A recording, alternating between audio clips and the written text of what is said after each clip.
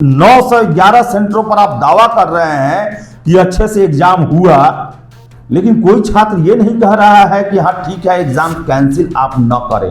सारे लोग के जबान पर यही है, एग्जाम कैंसिल करें कैंसिल करें कैंसिल करें। एग्जाम कराने में बीपीएससी का पसीना छूट रहा है। 67वीं पेपर लीक हुआ था, उसके बाद दोबारा एग्जाम हुआ।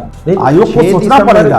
और अभी से भी मैं कहूंगा कि आप कम्युनिकेट छात्रों के साथ करें, आपको पता चलेगा कि छात्रों के साथ क्या समस्या है। 66वीं में भी एक जगह का कैंसिल हुआ था, औरंगाबाद का। अच्छा, री एग्जाम हुआ था और उसी साल बीपीएससी या कट ऑफ 108 किया था। हम लोग सोच रहे थे कि बीपीएससी में नए चेयरमैन साहब आए हैं तो नवाचार होगा, परिवर्तन होगा, कुछ नया स्टाइल आएगा, लेकिन ये तो घड़ी की सुइयों को पीछे लेके जा रहे हैं। दावे के साथ कह सकता हूँ। और छात्र आप लोग तैयारी कीजिएगा। उत्थान पतन, आज भारतीय कृषि मानसून का जुआ है। भारतीय कृषि के पिछड़ेपन के कारण, मुगल वंश के पतन के कारण, यही सब आपको पढ़ना होगा, ये सब आपको देखना पड़ेगा। छात्रों के साथ वार्ता भी जरूरी है, आपका नितांत आवश्यक है। चेयरमैन साहब, मेरी गुजारिश है आपसे कि विश्वास बहाली किया जाए, ये जरूरी है। उस समय एक बहुत बड़ा मुद्दा ये भी था कि बीपीएससी को जो है वो सिविल सेवा के स्टैंडर्ड का क्वेश्चन रखना चाहिए, वन लाइनर क्वेश्चन नहीं रखना चाहिए। ये जो फैक्ट बेस्ड क्वेश्चन है वो नहीं रखना चाहिए। कि आयोग जो है वो छात्रों के साथ प्रॉब्लम क्या है उसको नहीं समझ पा रही है, कम्युनिकेट नहीं कर पा रही है। देखिए, कम्युनिकेशन चैनल खोल के रखिएगा तो भविष्य में आने वाली समस्या से आप अवगत रहेंगे। बीपीएससी के अंदर जो वो जिन्न है जो गड़बड़ करता है वो जिंदा है, वो मौजूद है। नमस्कार, स्वागत है आप सभी का द बिहार टॉप में। आज हम बात करेंगे बीपीएससी 17वीं बहाली को लेकर। बीपीएससी 17वीं इतिहास की सबसे बड़ी बहाली है। सबसे बड़ी बहाली मतलब सबसे ज्यादा सीटों पे बहाली है और सबसे ज्यादा विवादों से घिरा हुआ। इसी मुद्दे पे आज हम चर्चा करेंगे। हमारे साथ हमारे सहयोगी आदेश जी हैं। आदेश जी लगातार इस मुद्दे को देखते आए हैं, बीपीएससी के अभ्यर्थी भी रहे हैं और अब बीपीएससी के हर खबर को, हर चीज आप तक पहुंचाते हैं। आदेश जी, ये इतनी बड़ी बहाली और इतने विवादों में, क्या इससे पहले भी बीपीएससी में ऐसा होता था? बीपीएससी के अभ्यर्थी के साथ साथ मैं बीपीएससी का भुक्तभोगी भी हूँ। अच्छा। क्योंकि बीपीएससी और विवाद ये लगभग जब से मैं देख रहा हूँ, मैं 48वीं सेवाओं में अंडर एज था, 20 साल उम्र था उसमें, और बहुत सारी सेवाओं के लिए मैं नहीं था। उस समय मैं ये परीक्षा में शामिल हुआ और उस समय से लेकर आज तक बीपीएससी में मात्र सिर्फ और सिर्फ एक ही मात्र परीक्षा रहा जिसमें कोई विवाद नहीं हुआ। एक व्यक्ति का भी मैंने ऑब्जेक्शन नहीं देखा। वो 68वीं 68 बीपीएससी को छोड़कर शायद ही कोई ऐसा बीपीएससी का परीक्षा हो जिसमें विवाद ना हो। 68 69 भी तो कह सकते हैं, 69 भी लगभग मानेंगे। 68 और 69 दोनों जो है विवाद रहित एग्जाम हुए। और मुझे ऐसा लगा कि बीपीएससी और विवाद जो है वो पुराना इतिहास बन गया। लेकिन 17वीं में जो खेल हो रहा है, जितना विवाद हो रहा है, ये अभी तक का सबसे ज्यादा विवाद है। लेकिन विवाद का शुरुआत जो है, जो मैं देख रहा हूं, वही पूछ रहे थे कि आखिर कारण क्या है। एक तो इतनी बड़ी सीट है और दूसरा आप अगर देखिएगा पॉलिटिकल एंगल से भी तो चुनावी साल है, इसको तो और अच्छे से होना चाहिए। लेकिन क्या कारण है? देखिए, सबसे बड़ा चुनावी साल से मतलब नहीं है। सबसे बड़ा इसमें वजह क्या है कि बीपीएससी की नीतियां जो ऐसी रही हैं और कम्युनिकेट नहीं करना छात्रों से। आपको मैं इतिहास से बताऊंगा। 48वीं सेवाओं का परीक्षा आपको बता दें। सबसे पहले तो उसमें जो एग्जामिनेशन हुआ, एग्जामिनेशन में 14 प्रश्न जो हैं आयोग के द्वारा गलत सेट किए गए और खुद वो हटा लिए। जब रिजल्ट दिए तो 14 क्वेश्चन को हटाएं कि ये या तो प्रश्न गलत थे या ऑप्शन इसमें चारों में से नहीं था या एक से अधिक ऑप्शन थे। 14 वो खुद हटाएं। और बता दें आपको, उस एग्जाम के दौरान एक और घटना हुआ था। कितने लोग जब प्रश्न पत्र खोले तो 70 से लेकर 100 के बीच में प्रश्न ही नहीं था, वो पेज ही गायब था। कितने लोग का था 110 के बाद प्रश्न ही नहीं था उनके क्वेश्चन में, क्वेश्चन बुकलेट में प्रश्न ही नहीं था। वैसे लोग जो हैं 76 लोग या 84 लोग जो हैं ऑब्जेक्शन लगाए, जिनका पुनर्परीक्षा लिया गया। औरंगाबाद सेंटर नहीं, औरंगाबाद तो 66वीं का मामला है, या 48वीं सेवाओं की बता रहे हैं। अच्छा, उनका, और फिर से जो 14 क्वेश्चन जो डिलीट किया गया था उसको लेकर भी हाई कोर्ट में छात्र गए। तो इन सब को लेकर जो है वो कहा गया कि आप पुनर्परीक्षा लें, और 14 क्वेश्चन को लेकर हाई कोर्ट ने बीपीएससी की जम के क्लास ली, डांटा, फटकारा। बीपीएससी ने कान पकड़ा, वहां एक तरह से कहा जाए कि अब से हम गलत क्वेश्चन सेट नहीं करेंगे। और जो कुछ छात्रों के लिए पुनर्परीक्षा लिया गया उसमें 17 क्वेश्चन डिलीट करना पड़ा, समझिए। अच्छा, पुनर्परीक्षा में भी 17 क्वेश्चन डिलीट करना पड़ा। देखिए बीपीएससी का क्या खेल है ये, पहले कि उसमें भी 17 क्वेश्चन डिलीट करना पड़ा। उसके बाद आप आइए आगे की परीक्षाओं में 56 से 59 में लाठी सब कुछ चला हुआ है। डेट एक्सटेंड कराने के लिए छात्र हाई कोर्ट तक गए, लेकिन वैसा कुछ भी नहीं हुआ। सबसे महान विवाद जो है 64वीं में। और एक बात देखिए कि बीपीएससी हर एक साल देखा जाए तो 67वीं में ये परिपाटी खत्म हुआ नहीं तो हर एक साल ऐसा क्वेश्चन सेट करती है जिसमें से 5-10 क्वेश्चन डिलीट करना पड़े। कहने का मतलब है कि 150 प्रश्न जो है बीपीएससी के द्वारा कुछ एग्जाम को छोड़ दिया जाए तो कभी सही से सेट नहीं किया गया। अतुल प्रसाद जी आए। अतुल प्रसाद जी जब अध्यक्ष बने बहुत मेजर चेंज उनके समय में हुआ, और हम लोग तारीफ भी किए। कारण था कि बहुत सारा परिवर्तन, सारा कुछ उन्होंने बदल के रख दिया। बिल्कुल। और अतुल प्रसाद जी के सक्सेस होने का, देखिए भले वो टीआरई ये सब लिए, लेकिन सक्सेस रेट आपका अगर किसी भी लोक सेवा आयोग के आप अध्यक्ष हैं तो आपके सिविल सेवा परीक्षा से ही लगता है। बिल्कुल। 67वीं जो है पेपर लीक हुआ उनके आने से पहले 8 मई 2022 को एग्जाम उनके। उसके बाद वहां नए आए थे, परसेंटाइल ये सब का बात किया, विरोध हुआ, वो समझ गए यहाँ के छात्र जो हैं वो परसेंटाइल ये सब नहीं चाहते हैं।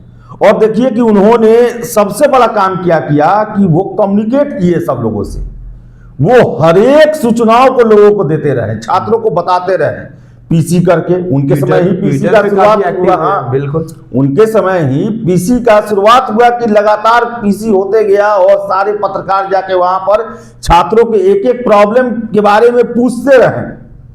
फिर से दूसरा चीज, ट्वीट पर आपने बात किया, लगातार ट्वीट पर हर एक चीज को लेके क्लियरेंस देते रहे। बिल्कुल। आप देखिए अतुल प्रसाद जी को भले ही और ऑप्शनल हटा दिए, इन सब चीजों के लिए आप बोल सकते हैं, बहुत सारा परिवर्तन उन्होंने किया, इसके लिए आप बोल सकते हैं, लेकिन वो सारे सकारात्मक परिवर्तन थे। आप देख लें जो पीटी होता है, बिना चेक हुआ ओएमआर, चेक हुआ ओएमआर, आंसर की जारी होने के बाद ओएमआर, ये सारा कुछ ऑन स्क्रीन इवैल्यूएशन, फिर से मेंस की बिना चेक हुई कॉपी आपको दी जाएगी, चेक होने के बाद कॉपी दिया जाएगा।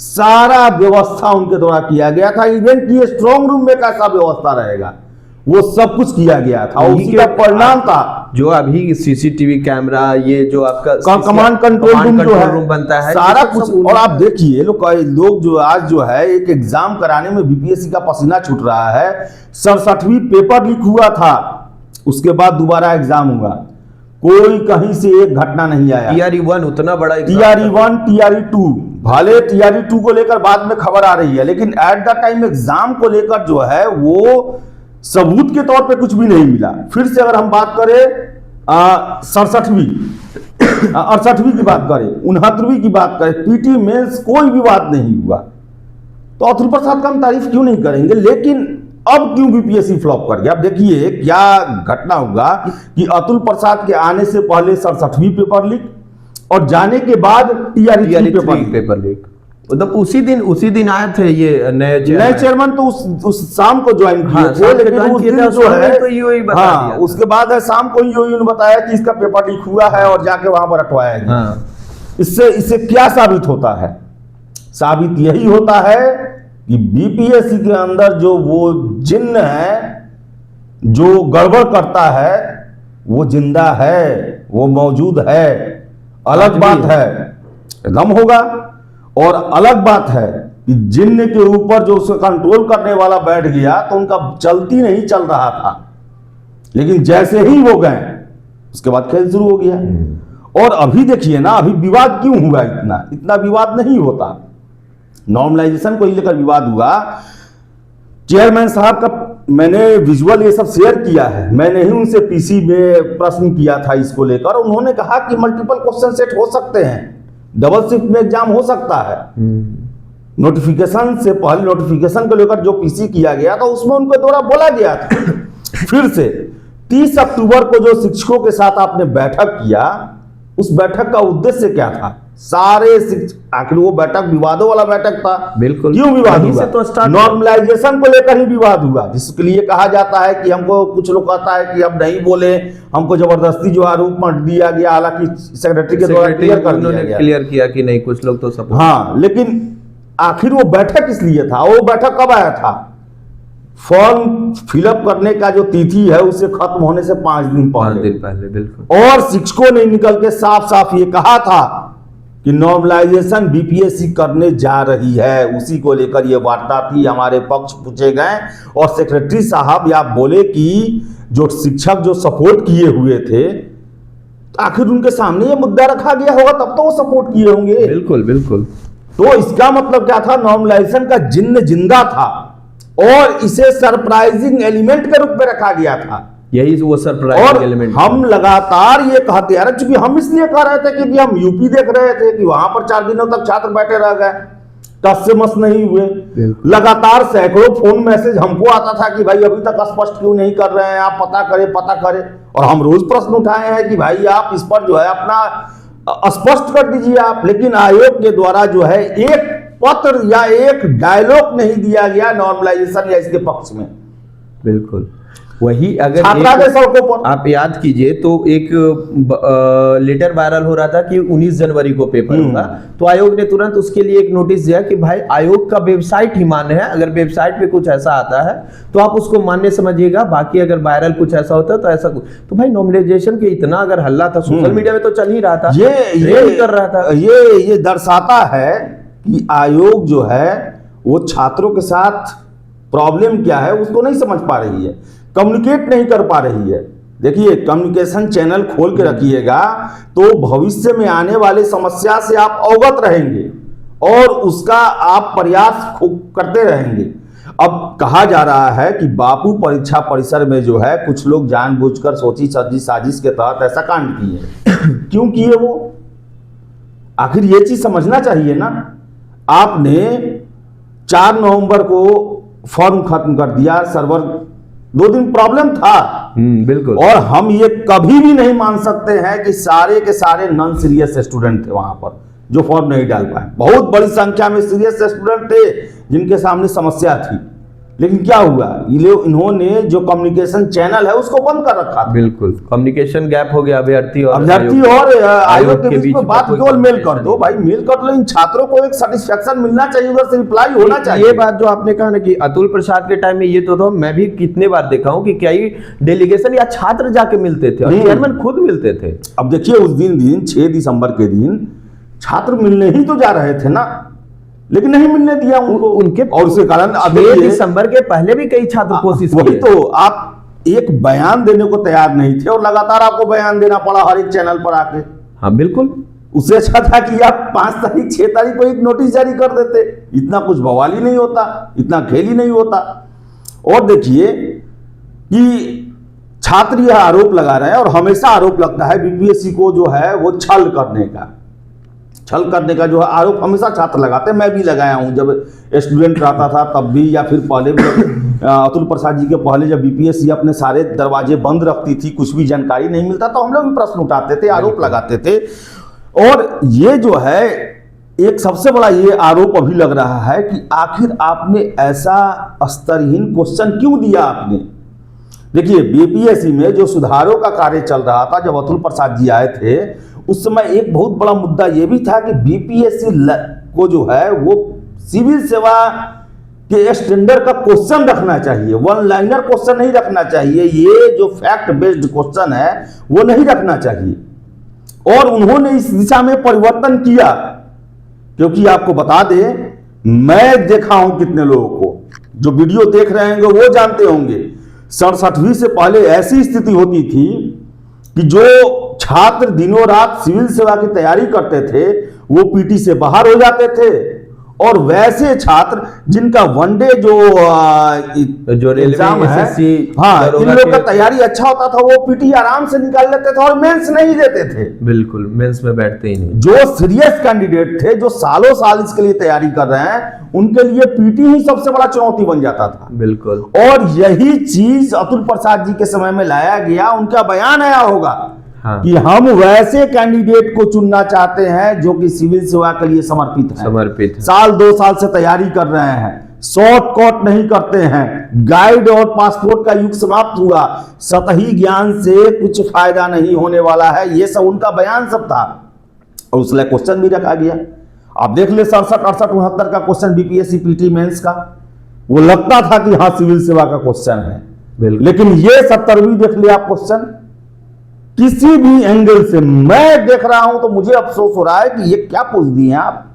और छात्र कह रहे हैं, दर्जनों छात्र हमको फोन करके बोले कि ये तो हमें हिट विकेट कर दिया गया कि आप बैटिंग करने के लिए बैठे हुए हैं कि 100 अख्तर का आएगा 150 प्लस रफ्तार में बॉल, और पता चले कि कोई जाए वहां पर एक बार धीरे से टप्पा खिला के बॉल फेंक दे, तो ऐसे में बैट्समैन जो है वो चकरा जाता है, होल्ड हो जाता है, बिल्कुल नहीं खेल पाता है।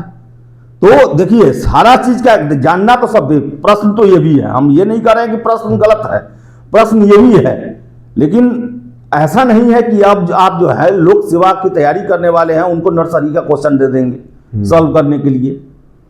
20-25 क्वेश्चन आसान होता है, लेकिन 20-25 क्वेश्चन ऐसा होता है जो कि समय लेता है, जो कि छात्रों का पढ़ाई उसमें मायने रखता है। छात्रों का पढ़ने का तरीका और क्या वो विषय वस्तु समझ रहे हैं, वही 20-25 वो उसका ये होता है, वही 20-25 नंबर डिसाइडिंग होता है कि कौन आएंगे और कौन मेंस में बैठेंगे। अब मैं दावे के साथ कह सकता हूं, और छात्र आप लोग तैयारी कीजिएगा।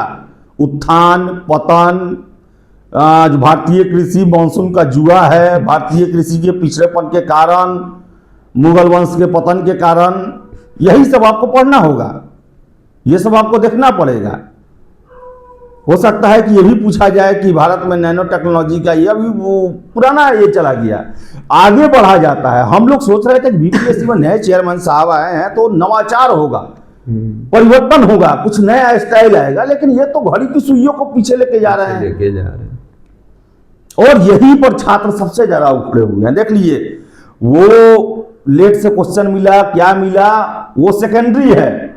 मैं छात्रों की समस्या को जानता हूं, वो इस क्वेश्चन के लिए कभी तैयारी ही नहीं किए थे।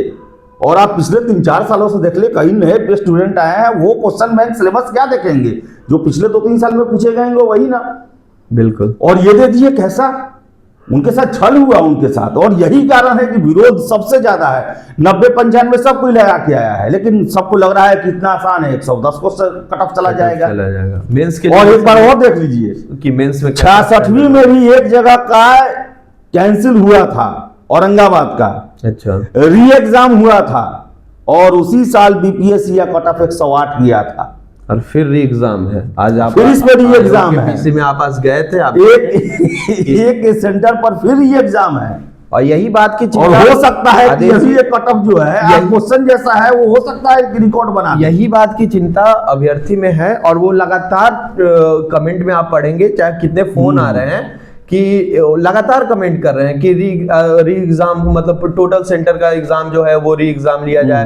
मतलब अब ऐसा हो गया कि कुछ लोग कह रहे हैं कि नहीं, सिर्फ वो बापू परीक्षा का जो है उसको लिया जाए, कुछ लोग कह रहे हैं नहीं, सारे एक बार फिर से पेपर को री एग्जाम। ये मैं पहली बार देख रहा हूं कि जैसे कि और बार होता था कि कुछ चेंज होता है। मान लीजिए कि अभी हुआ कि बीपीएससी ने कहा कि उनका री एग्जाम लेंगे, सारे लोग का नहीं लेंगे। तो एक बहुत बड़ा वर्ग होता है, वो कहता है कि हाँ बीपीएससी का फैसला सही है, क्योंकि 3-3.25 लाख तो और लोग एग्जाम दिए हैं ये पट्टी सेंटर के अलावा।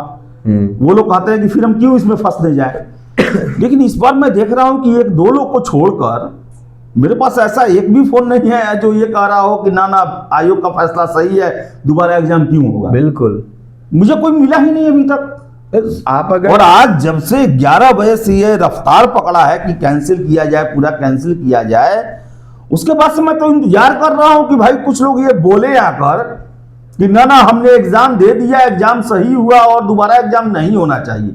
सारे के सारे लोग कह रहे हैं कि री एग्जाम होना चाहिए। इसका मतलब गड़बड़ है। वो प्रश्नों से जो जितने भी कैंडिडेट हैं वो खुश नहीं है। सब लोग को झटका लगा हुआ है, सब लोग का कॉन्फिडेंस हिला हुआ है और सभी लोग ठगे हुए महसूस कर रहे हैं। सभी ने तैयारी किया, किस लेवल के एग्जाम के पूछ दिया गया कैसा। तो ये जो है इसको इग्नोर नहीं किया जा सकता। और 18 तारीख को ये लोग धरना प्रदर्शन हाँ, की बात 18 कर को रहे हैं। कई टीचर हैं, फिर वो स्टूडेंट हैं, शिक्षा सत्याग्रह की बात कर रहे हैं। शिक्षा सत्याग्रह, और मुझे तो लग रहा है कि ये सत्याग्रह या मंत्रिवाद में जो प्रोटेस्ट धरना करेंगे। प्रदर्शन जो है वो 6 दिसंबर को आंदोलन को ना फ्लॉप कर दे।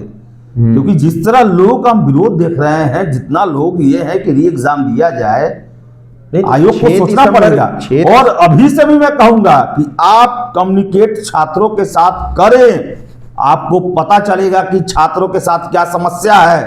क्यों 9 से 11 सेंटरों पर आप दावा कर रहे हैं कि अच्छे से एग्जाम हुआ, लेकिन कोई छात्र ये नहीं कह रहा है कि हाँ ठीक है एग्जाम कैंसिल आप न करें। सारे लोग के जबान पर यही है, एग्जाम कैंसिल करें, कैंसिल करें, कैंसिल करें। आखिर क्या वजह है? आखिर इतना अविश्वास क्यों हो गया एकाएक? ये समझ में मुझे भी नहीं आ रहा है। अभी तक 1 साल पहले तक अतुल प्रसाद जी थे, इतना ज्यादा विश्वास था छात्रों का कि मुझे याद है सिविल सेवा के छात्र जो है भगवान की तरह उनको ट्रीट कर रहे थे। बिल्कुल बिल्कुल। लेकिन इतना जल्दी ये विश्वास कैसे डाउन हो गया?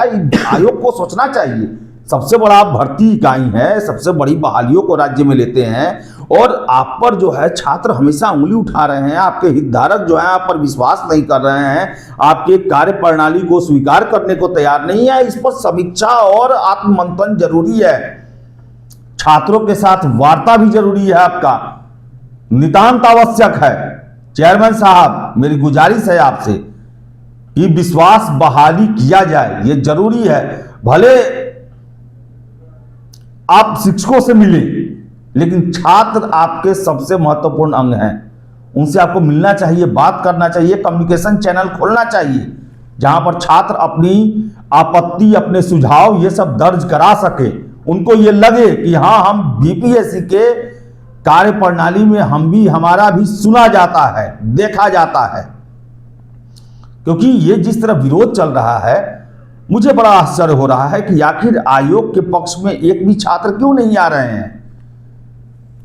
पहले हम आपने चर्चा किया, बिल्कुल पहले होता था तो एक बहुत बड़ा वर्ग आयोग के पक्ष में होता था, बिल्कुल। लेकिन इस बार तो कोई आयोग के पक्ष में है ही नहीं, सारे लोग विरोध में हैं। ये बड़ा ही विकट उनका परिस्थिति है। विश्वास उतर गया आयोग से, ऐसे सब लिख रहे हैं। तो हाँ, बिल्कुल आयोग को सोचना चाहिए और एक बार स्टूडेंट के साथ वार्ता करना चाहिए, क्योंकि वही अंतिम रूप से उनका हितधारक वही है। आपकी क्या राय है? आप भी कमेंट बॉक्स में छोड़ते चलिएगा। तब तक के लिए धन्यवाद। बहुत बहुत धन्यवाद।